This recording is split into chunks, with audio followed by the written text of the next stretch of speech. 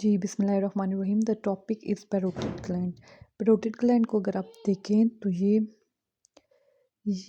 Parotid gland है हमारा, ठीक है? ये वाला सारा ये हमारा पैरोटिड ग्लैंड है जो कि एंगल ऑफ मैंडिबल पे ओवर, ये हमारा एंगल ऑफ मैंडिबल हो गया। ये अब देखिए ये एंगल बन रहा है, एंगल ऑफ मैंडिबल पे ओवरलाइज करेगा, ठीक है? अब हमने अपनी रिलेशन देखनी है। अगर आप पोस्टीरियरली देखें तो ये ईयर की कार्टिलेजेस हैं, ठीक है?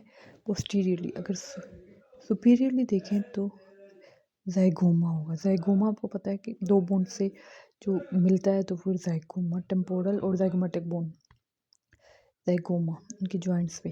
वो सुपीरियरली अगर आप इंफीरियरली देखें तो ये हमारी स्टेरनोक्लेडोमास्टाइड, ये ये आपका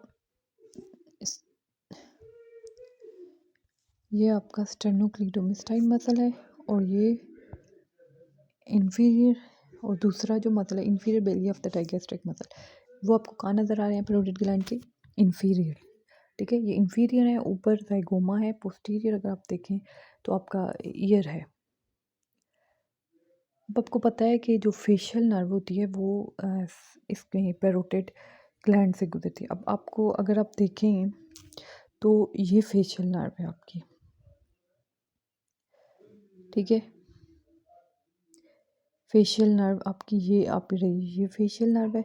जब facial nerve as a trunk आ रही है और इससे गुजरती है तो इधर पैरोटिड ग्लैंड में ये 5 ब्रांचेस में डिवाइड हो जाती है, ठीक है? आपको पता है कि ये कितनी ब्रांचेस होती है, टेम्पोरल और ज़ैगोमेटिक और जो भी 5 इसकी ब्रांचेस हैं उसमें डिवाइड हो जाती है, सर्वाइकल वो सब।